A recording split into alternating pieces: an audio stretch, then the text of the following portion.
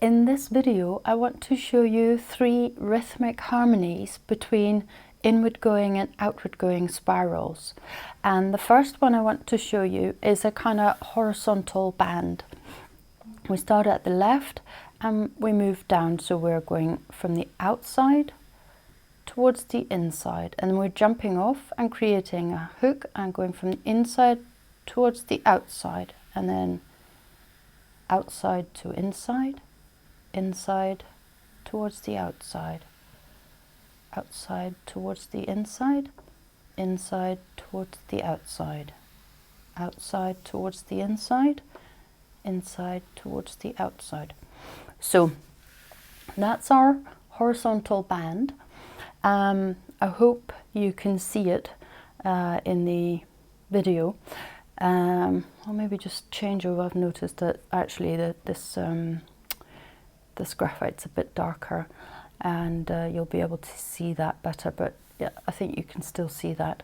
And then the next one I want to show you is the same idea, but this time we're going to do the rhythmic inside to outside in a triangular shape, and it looks like this. So we start at the top and we go from the inside towards the outside, come down and round from the outside towards the inside, and then from the inside towards the outside, and from the outside towards the inside, and then from the inside towards the outside, from the outside towards the inside.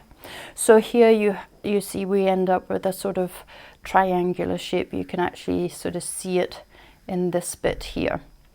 And the idea, of course, is that the spirals are roughly the same size, so that they look harmonious. Then the third shape I want to show you is one where the spirals go in a sort of squarish shape, and we start in the corner where we go from the inside towards the outside, and then over from the outside towards the inside, and then from the inside towards the outside, down from the outside towards the inside, from the inside towards the outside, from the outside towards the inside, jump off, inside towards the outside, and from the outside towards the inside. So here you can see there's a sort of squarish shape appearing.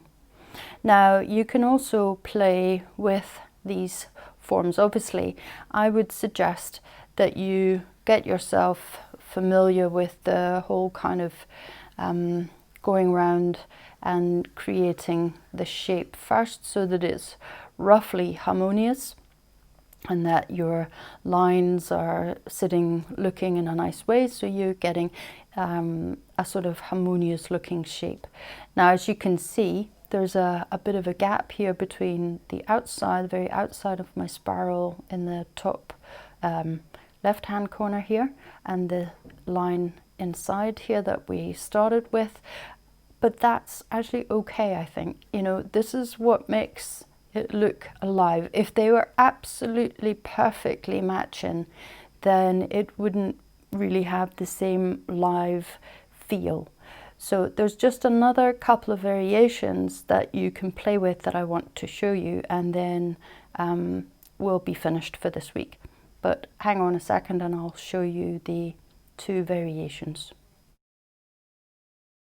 With the variations I'm going to show you, I'm going to start with a triangular one. So here I'm starting with a small spiral at the top, coming down into a large spiral.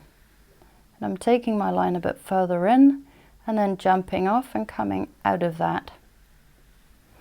And then I'm going out, creating a medium sort of sized spiral, and then jumping off and coming out of that and going back to my small one to start with. So I hope here you can see I've still maintained my squarish sorry, my triangular shape, of course. So here you have a small spiral, sort of medium-sized spiral, and a slightly larger spiral. And the same idea of playing with the square shape you can do. So where before we had the four similar sized spirals in the square shape, you can play with doing them at different sizes. So if we start off with the first one being a sort of small one, and then going into a large spiral, and then jumping off and coming out of that down into a small spiral, jumping off, coming out of that into a larger spiral, jumping off, coming out of that, and back up to our small spiral. So here you can see we've played with the form and the dimensions. Of course, you could also do this one where you started off with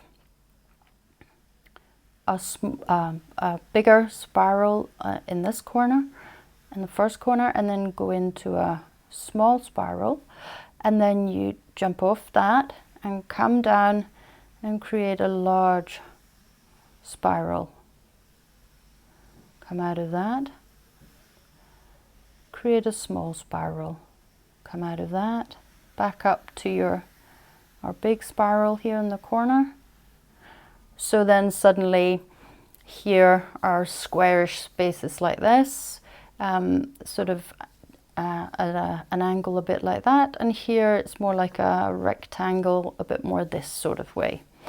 But of course, you know, depending on how long you make your lines in between the spirals also has a significance. So, you know, if we create a small spiral and we have the other small spiral close to it, and then we come out of that and we go almost straight into our spiral straight away, and we come out of that and go straight into a spiral here, come out of that and go straight into our spiral here, then it becomes a very tight little construction where the squarish space is very small and the spirals are sitting close together.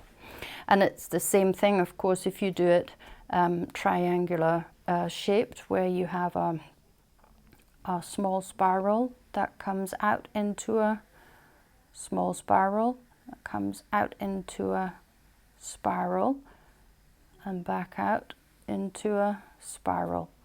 So then the triangular space gets close and these spirals sit close to each other. So depending on how far you make your line between the spirals changes the shape as well. So there's lots of ways that you can play around with things. That's all for this week. I'll be back next week with a new exercise for you.